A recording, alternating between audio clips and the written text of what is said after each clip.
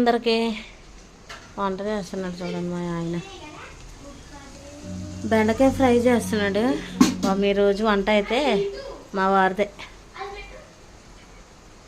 బెండకాయ fry, chicken కూర smell వస్తుంది. చికెన్ మసాలా వేసావు అందులో.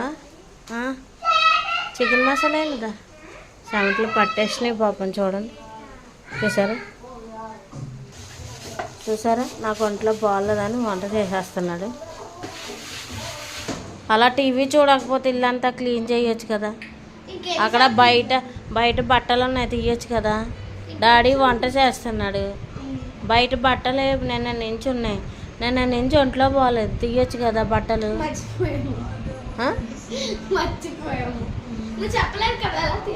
తీయాలా? మమ్మీకి బాగోలేదు, పని చేయాలని తెలీదా? డాడీ అక్కడ వంట చేస్తున్నాడు.